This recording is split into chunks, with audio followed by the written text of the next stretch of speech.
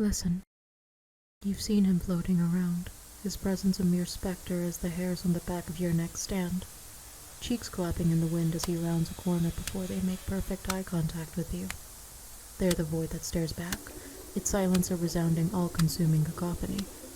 You wait for an answer, barely able to choke out a weak, "Hello?" Silence. Perhaps you could beckon him to emerge from the shadows.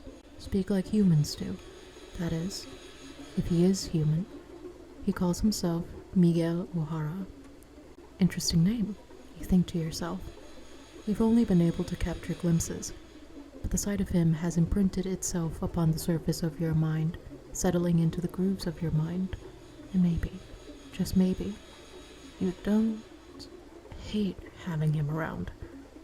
Actually, you might really like having him around. Just kidding. Hi, it's me, Vicky. And I am tired of seeing this man on my For You page!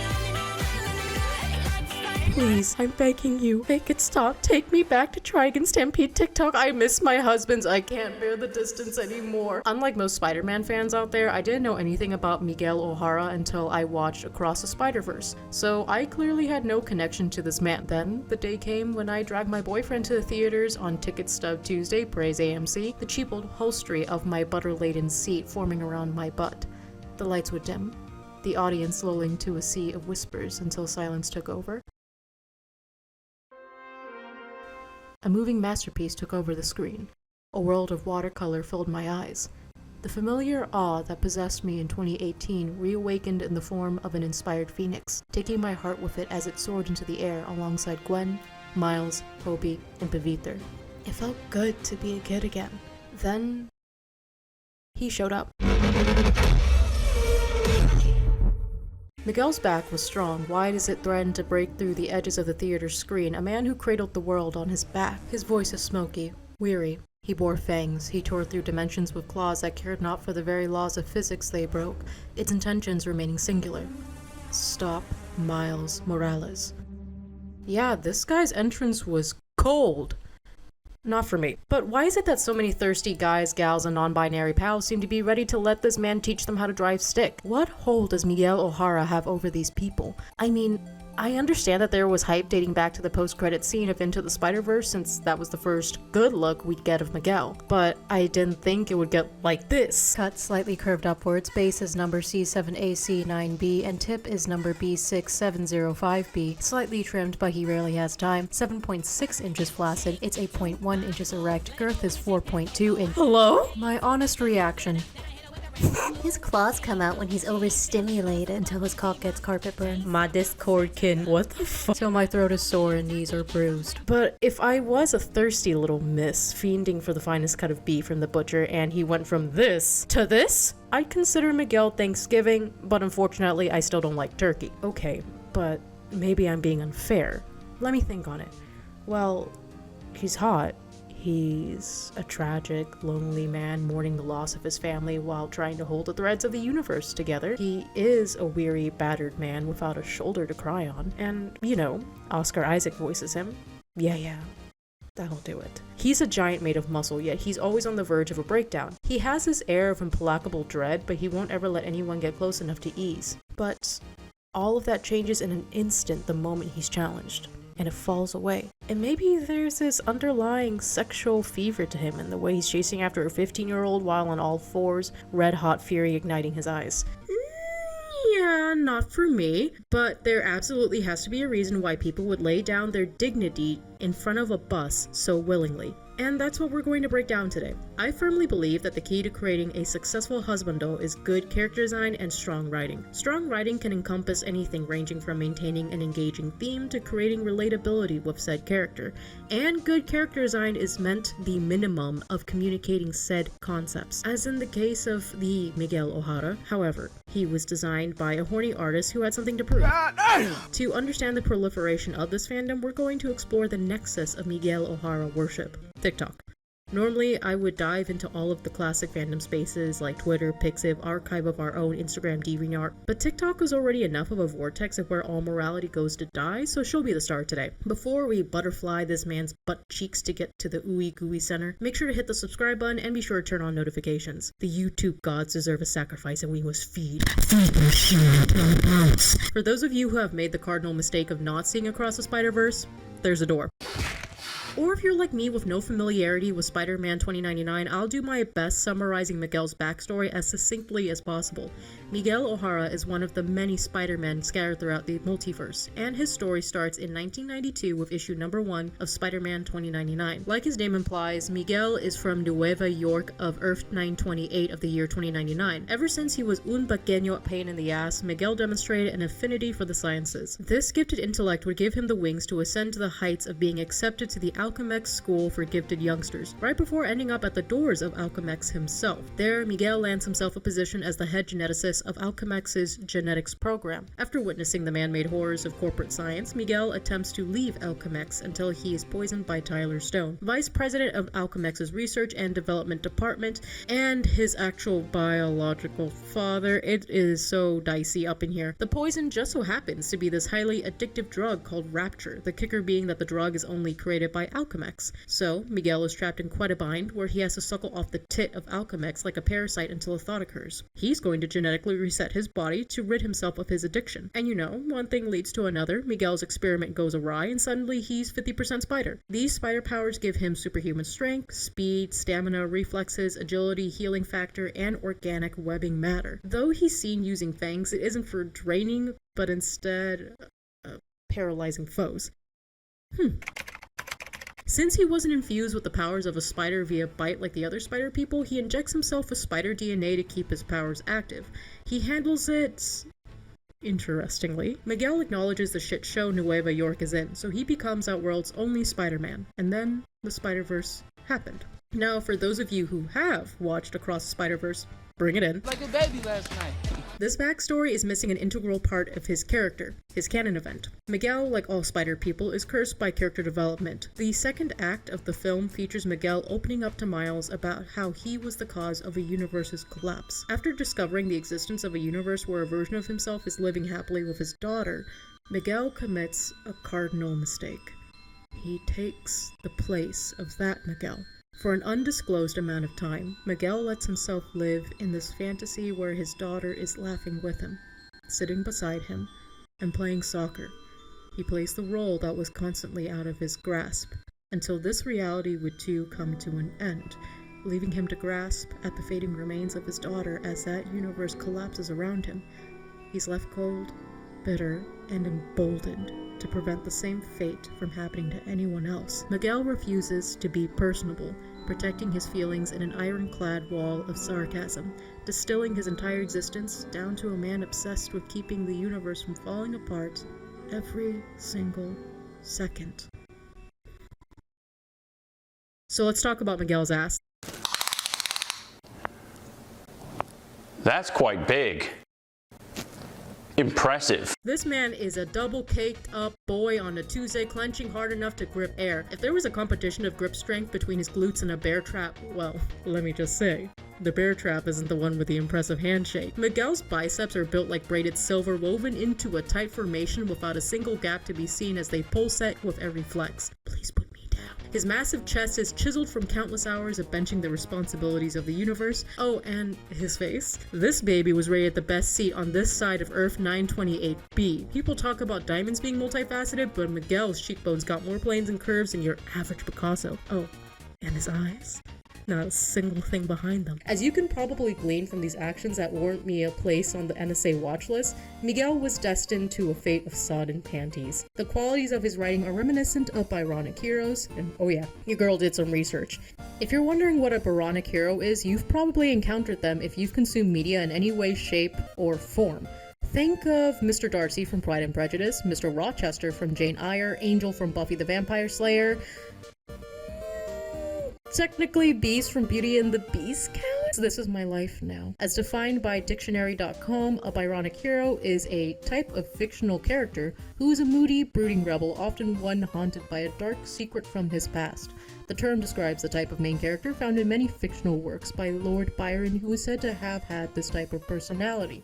Commonly seen as the 19th century bad boy, the Byronic hero is an archetype of the main character popularized and arguably created by English author and poet Lord Byron. Byron's most notable works that contain perfect examples of the Byronic hero include Hours of Idleness and Childe Harold's Pilgrimage. Both of the following would feature tales and exploits written in the indulgent prose that typified the European Romantic era, and at the center of these tales was a front seat to the tormented interior of the Byronic hero. Instead of flashy set pieces or sweeping moments of drama, the hero is witness to the thoughts of the main character. Rather than being a hero who pursues adventure in the name of chasing a good thrill, the Byronic hero is introspective, antisocial, and misanthropic as he coasts through the ease of life like a judgmental scholar. The Byronic hero is a figure plagued by past regrets, horrible transgressions that haunt their waking existence. And to add to their sex appeal, Byronic heroes are seen as tall, stalwart men with handsome dark features and an irresistible mystery of emotional detachment that draws in the curiosity of an unsuspecting maiden.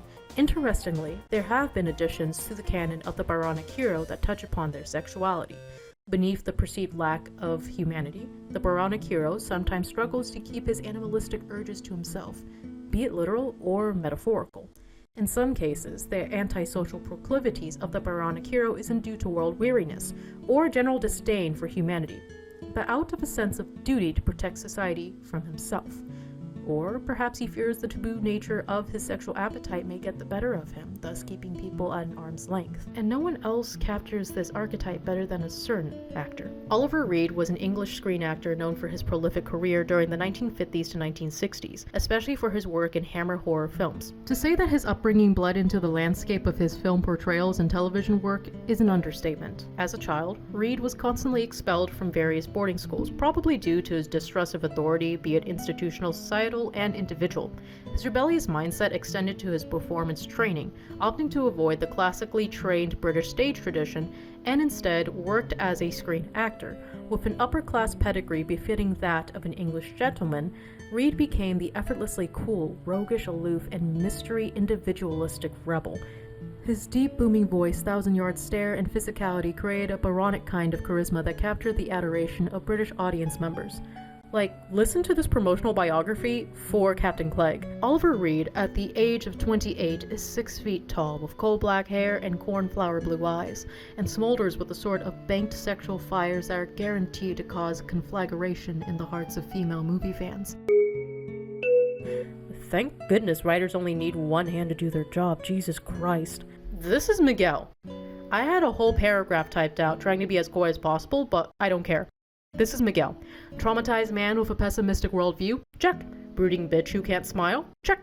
Miserable sack of shit who denies the company of other people? Yes, honey, look at him! Now, I'm not saying I can read the minds of the screenwriters, but this very much feels like it was the intention of the Spiderverse crew to create an antagonist who was less of a villain and more of a man scorned. A man who was so tired of the consequences of his actions and the repeated mistakes of others that he has to fix. A man who was on the verge of falling apart, but he would sooner reattach his rotting limbs to his torn body before giving up. He is equal parts Byronic hero and dauntless Spider-Man gumption. I believe that fans of Miguel love that about him. Miguel's character design only bolsters the efficacy of this boner concoction, in case I didn't make that clear earlier when I was inflicting psychic damage. The devil was in a funny mood when he imparted the visage of a Calvin Klein model with trauma onto the minds and hands of Spider-Verse's team. A Mexican-Irish man standing at a towering 6'9". Oh, by the way, for this portion I couldn't figure out if he was canonically 5'10" or 6'9" in the movies until I asked around. He's 6'9". Which isn't big enough for some of you. Miguel is Spider-Man, but with a twist. One of Spider-Man's key abilities is being able to stick to any surface, but this isn't the case for Miguel. To make up for this, Miguel can summon 1-inch long claws to hook into walls for gripping. His skin-tight suit, like much of the Spider People, don't leave anything to the imagination. It dips into the curves of his hips and hugs his chest like it's holding on for dear life. Coincidentally, this suit is a repurposed costume that he wore for a Dias de la Muerte celebration. Miguel modified the suit by adding a web cape made of light bite fibers, which is criminal because Spider-Man had one fucking rule. That off, it's disrespectful.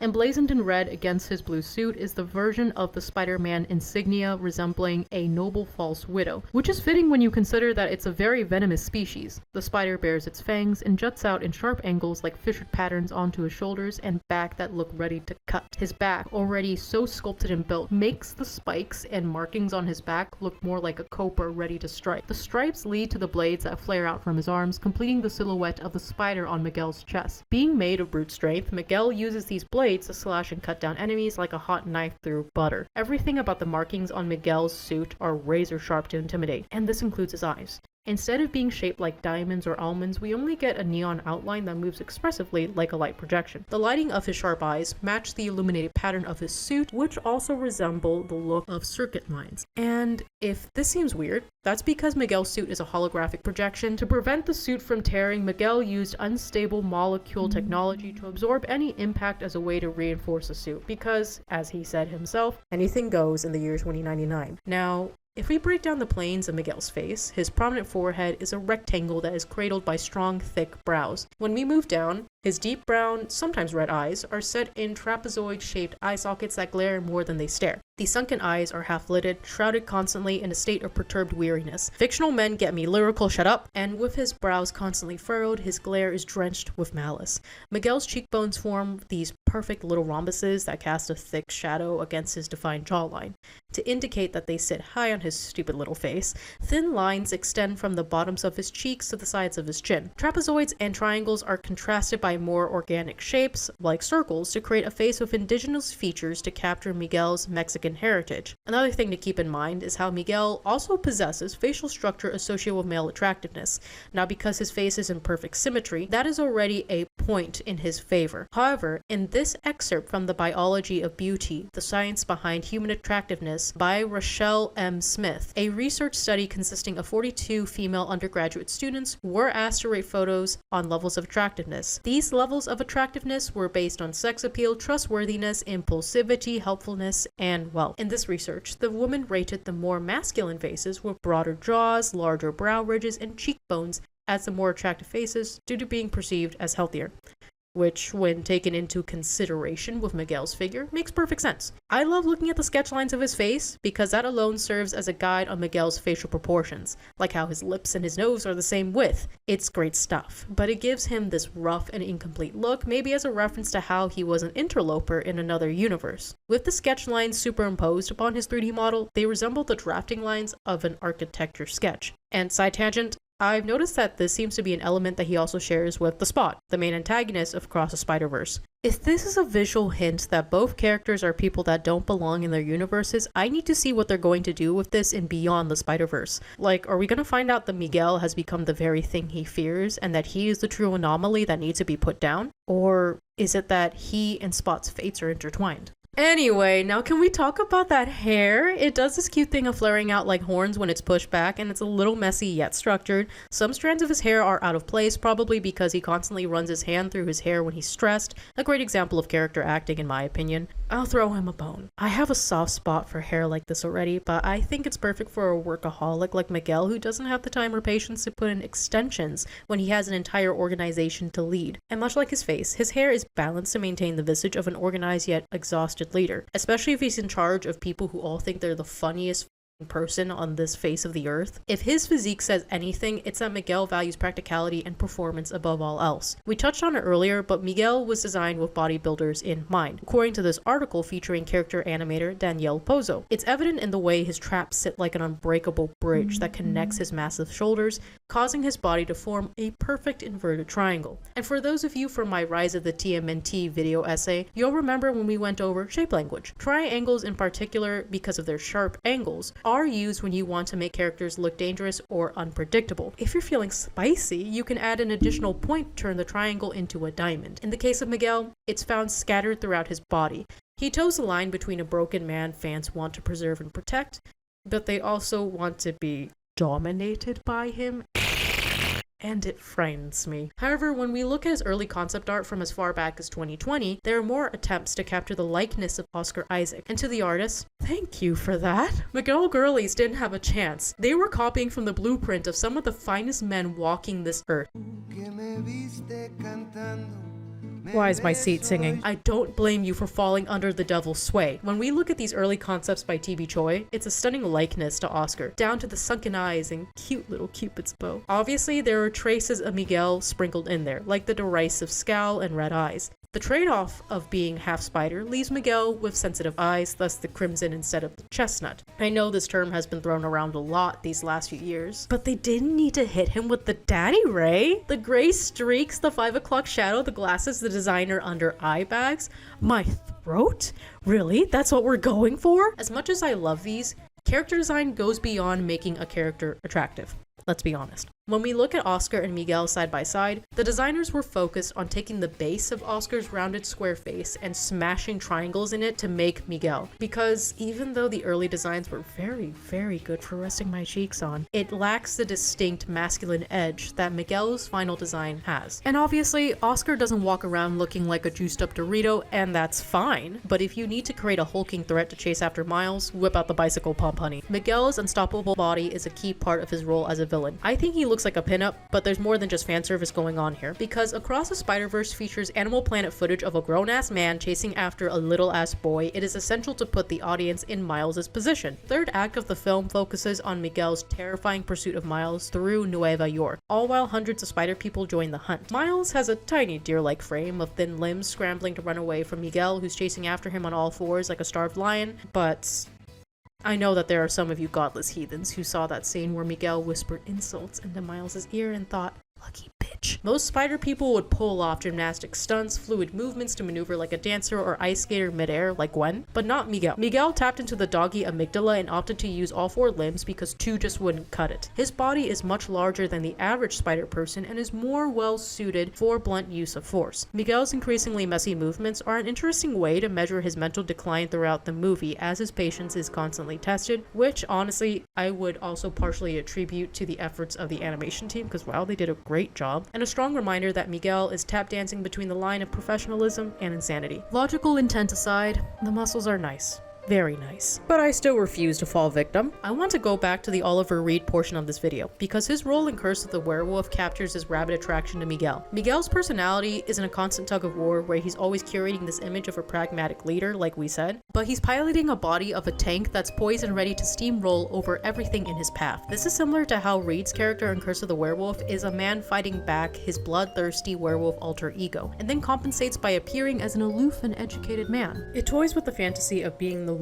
chosen person who's the only one capable of tearing down his walls. Kind of like Belle with the Beast. So while Miguel has the looks to draw in a sizable audience, because the bakery's open, my friends, he also has the tragic backstory that elicits a desire to heal him. Miguel is clearly a highly intelligent man with years of field experience as his universe's only Spider-Man. He's an obsessive workaholic, and what is not to like about a hyper-competent man? Especially one who carries so much emotional baggage that a portion of Miguel's fans are chomping at the bit to give this man a freaking plate of cookies and warm milk to calm down. My lord, I'm getting lost in the sauce. I swear, I don't want to marry this man. I want to bully him, but that's a different story. People are obsessed with Miguel because of how complex he is. Like, yeah, he's really freaking stubborn and he always thinks he's in the right. But when you see him play with Peter's kid, you start to realize he really does care. It's in the way Miguel makes space for Mayday to crawl under his arms and how he catches her with a straight face. It's such a good moment that captures Miguel's duality. And then followed by that scene is the moment he breaks the news to Miles about the inescapable fate of canon events. He looks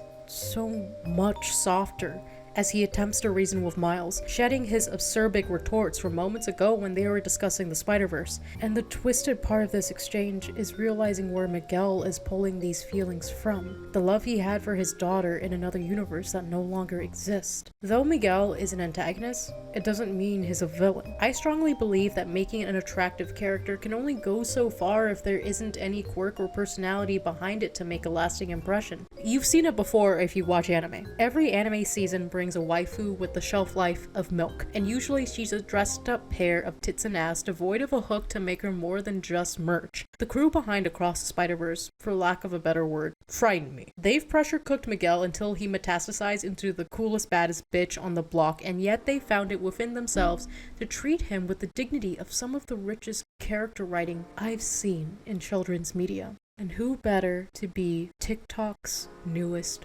boyfriend? but seriously, I'm tired of seeing him. This guy can't be that hard to draw. Y'all are out here crying for no reason. I wanted to plug this footage of me totally not tearing my hair out while demolishing this man's face. I'm sorry this took so long, guys. Yeah, there's no way around it. I've been horribly depressed for a while now. I've been really burnt out between starting this channel, rebuilding my TikTok, and if you're here from TikTok, you would know that I was unfairly banned when I was close to monetizing my content on my original TikTok, so now I had to start over. I've also been making art, or at least trying, in between everything else, so my Instagram's been looking really barren. I'm sorry if you happen to be here from Instagram and you notice that my shitty art hasn't been floating around. I'm sorry again. And just a lot of other life problems that I won't bore you guys with have also been getting in the way. But a big part of the reason why I've been down is also because of the abysmal engagement I've gotten on all of my stuff across the board, TikTok included. It's a rut I'll get through, like every content creator does. I shouldn't freak out about it. It's literally just first world problems. But part of that, it means that I have to allow the pain to take root before it rots, right? I just wanted to thank everybody for sitting through this video, and even if you didn't sit through it, it's fine. Thank you for even clicking on this. The fact that you even gave me the time of day out of your precious 24 hours means a lot to me. I'm not obligated to your engagement, but if you guys do want to check out my other stuff, please feel free to. Just know that I appreciate you from the bottom of my heart. I'm going to keep working hard for you guys, and I hope you got some level of enjoyment out of this. And hey, while I have you, I do have a question. What do you think of Miguel? Is he overrated? Are you an OG fan and you're super excited to see him? Or do you want him to inject your donut with his cream? Let me know, because I always think it's hilarious when people thirst over new characters like this. It's super exciting to do breakdowns like this. And I will be working on a couple of future video ideas. Right now, I actually have a collaboration video on Rise of the TMNT coming out soon that I'm working on the script of. And I also have some ideas for a character AI video essay that I'd love to do, where I just go and try out a bunch of different character AI services. And if you guys are interested in my art, because lo and behold, I actually do draw, I have an Instagram at vivi.with.a.v. My original Vivi with a V account was already taken. And I also have a TikTok account at Vivi with a V 2.0 if you like to see daily character design analysis from me. And that's it. I hope you're doing well wherever you are. I hope you love talking about characters as much as I do, and I hope that even if I wasn't really that funny or entertaining in this video, you at least got some sort of education on character design from me. That's really what I want, after all. And yeah, that's it. Anyway, I've been me, Vicky, and I'll see you on the next video. Love you!